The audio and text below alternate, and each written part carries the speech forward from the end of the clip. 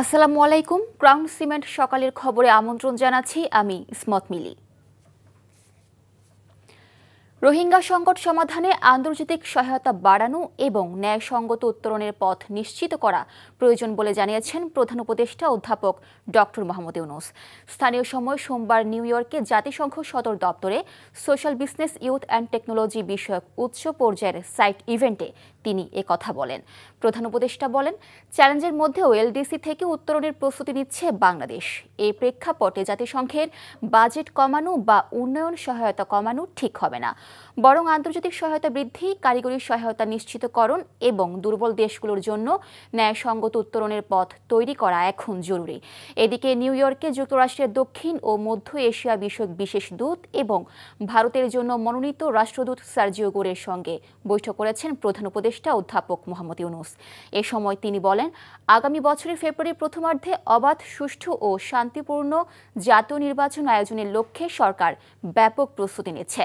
বৈঠকে সার্জিও গোর প্রধান উপদেষ্টার নেতৃত্বের প্রশংসা এবং যুক্তরাষ্ট্র বাংলাদেশের প্রতি সহায়তা অব্যাহত রাখবে বলে প্রতিশ্রুতি পুনর্ব্যক্ত করেন।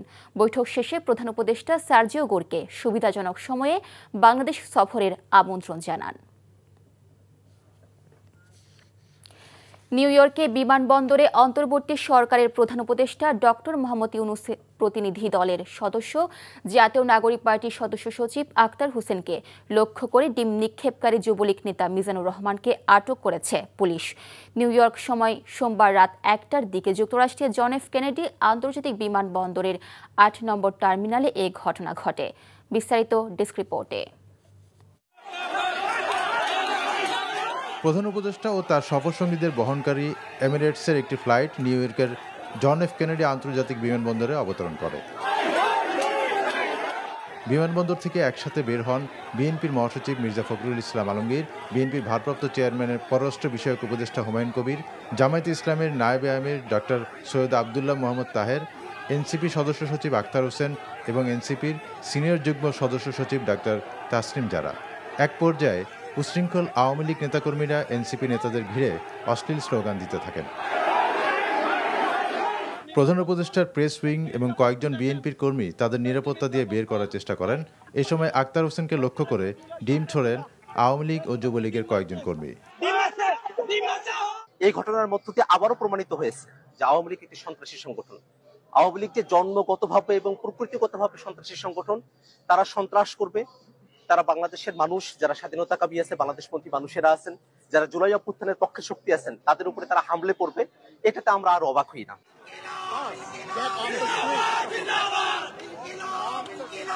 তাসনিম জারাকেও অশালীন ভাষায় গালিগালাজ করেন তারা। প্রতিবাদে ইনকিলাব জিন্দাবাদ স্লোগান তোলেন আখতার।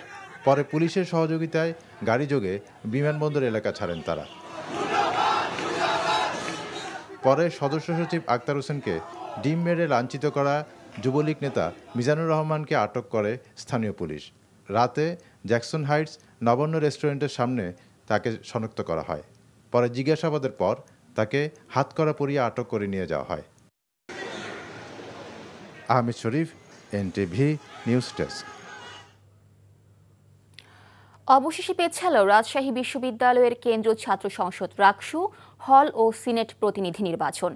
২০ দিন পিছিয়ে ২৫ সেপ্টেম্বরের পরিবর্তে ১৬ অক্টোবর রাকসু নির্বাচন অনুষ্ঠিত হবে। নির্বাচন কমিশন থেকে পাঠানো সংবাদ বিজ্ঞপ্তিতে এ তথ্য জানানো হয়। রাতে এ সিদ্ধান্তের পক্ষে বিপক্ষে বিক্ষোভ মিছিল করেছে বিভিন্ন প্যানেল। এই মুহূর্তে রাজশাহী বিশ্ববিদ্যালয় ক্যাম্পাসে আছেন স্টাফ করেসপন্ডেন্ট নূর হোসেন। আমরা সরাসরি চলে যাচ্ছি তার কাছে। নূর, রাকসু নির্বাচন পিছিয়ে দেওয়ার সিদ্ধান্তের পর এখন ক্যাম্পাস পরিস্থিতি কেমন দেখছেন আমাদের জানাবেন। মিলি, গতকাল রাতে রাজশাহী বিশ্ববিদ্যালয় ক্যাম্পাস যেরকম উত্তপ্ত পরিস্থিতি ছিল, আজকে সেই ধরনের উত্তপ্ত অবস্থা আমরা দেখছি না। নির্বাচনটি ২৫ তারিখে হবে না ১৬ তারিখে হবে, এ নিয়ে ছাত্রদল এবং বামপন্থী সংগঠনগুলোর একটি অবস্থান ছিল, ছাত্র শিবির সহ কয়েকটি স্বতন্ত্র প্যানেলের ভিন্ন অবস্থান ছিল এবং তাদের মুখোমুখি অবস্থান আসলে আমরা দেখতে পেয়েছি। রাতে দীর্ঘ সময় ধরে তারা পাল্টাপাল্টি বিভিন্ন জায়গায় ক্যাম্পাসের বিভিন্ন স্থানে মিছিল করেছে। এক পাশে শিবির মিছিল করেছে, আরেক পাশে ছাত্রদলের যারা নেতাকর্মী এবং প্যানেল ছিল তারা মিছিল করেছেন।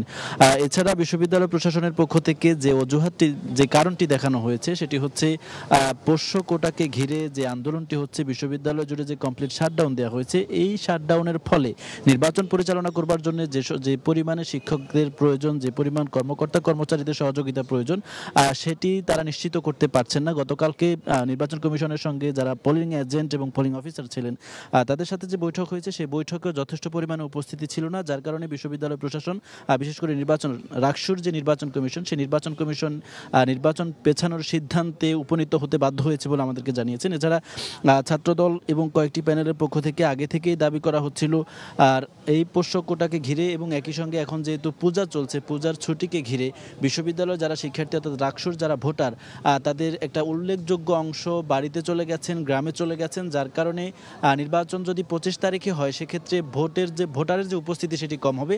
সেজন্য ভোটারদের কথা চিন্তা করেও তারা বলছেন যে এই নির্বাচনটিকে পেছনে ছুটির পরে নিয়ে যাওয়া উচিত এবং সেজন্য তারা স্বাগত জানিয়েছেন, আনন্দ উল্লাস করেছেন।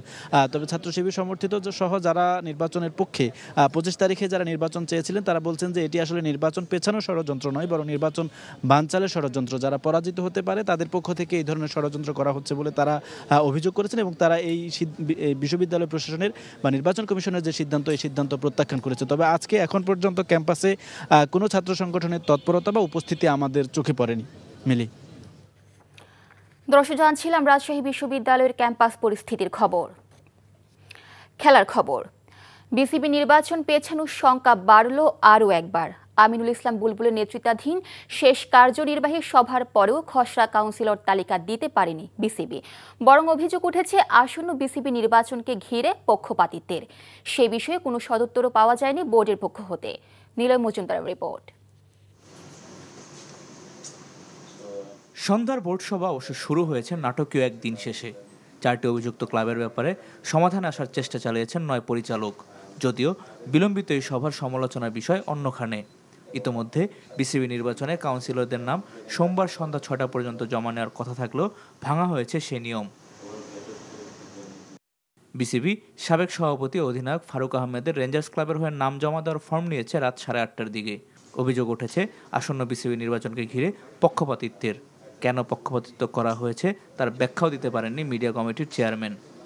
অনিয়ম করা হয়নি, ব্যাপারটা না একসেপ্ট করা হয়নি। আমরা যেভাবে পাঠানো হচ্ছে, ভেরি সিম্পলভাবে পাঠানো হচ্ছে, এই অমুক তারিখ এইগুলি যাচ্ছে। এখন এটা ওনাকে জিজ্ঞেস করতে হবে। I am a spokesman of Bangladesh cricket board and a chairman of the media committee. আমি যেটুকু বলতে পারি যে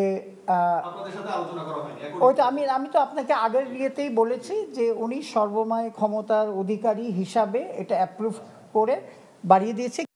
এদিকে সময়ের সঙ্গে ক্রমই কঠিন হচ্ছে বিসিবি নির্বাচনের হিসেব নিকেশ। সোমবার খসড়া কাউন্সিলর তালিকা ঘোষণা করার কথা থাকলেও তা করতে পারেনি বিসিবি। কবে হবে সে সিদ্ধান্তেও নির্বাচন কমিশনের উপর ছেড়েছে বোর্ড। যেহেতু আমরা জাস্ট এখনই হচ্ছে যে আজকে হবে বা কালকে সকালে যাবে, উনি এখন ওনার ডিসিশনের অপেক্ষায় আমরা। আমার মনে হয় যে প্র্যাকটিক্যালিটি অনুযায়ী হয়তো এই স্কেজুয়াল রিঅ্যাডজাস্ট হবে। যে চিঠি ঘিরে বারবার পেছানো হয়েছে সময়সীমা, সেই চিঠিতে গঠনতন্ত্র ভেঙে স্বাক্ষর করেছিলেন বিসিবি সভাপতি। এবার কাউন্সিলরশিপ ফর্ম গ্রহণেও তার অনুমতিতেই ভাঙা হয়েছে নিয়ম। এত নিয়ম ভাঙার খেলায় বিসিবি সভাপতি সর্বময় ক্ষমতার অধিকারী কিনা সে প্রশ্ন উঠে যাচ্ছে। Niloy Majumdar, NTV news, Dhaka. সকালের খবর এইটুকুই। এই খবরের ভিডিও সহ আপডেট জানতে ভিজিট করুন এনটিভি অনলাইন www.ntvbd.com। এছাড়াও এনটিভির জনপ্রিয় সব অনুষ্ঠান ও খবরের আপডেট জানতে ভিজিট করুন আমাদের ইউটিউব ও ভেরিফাইড ফেসবুক পেজে। 12টায় মধ্যাহ্নের খবর দেখার আমন্ত্রণ রইল। ধন্যবাদ সবাইকে।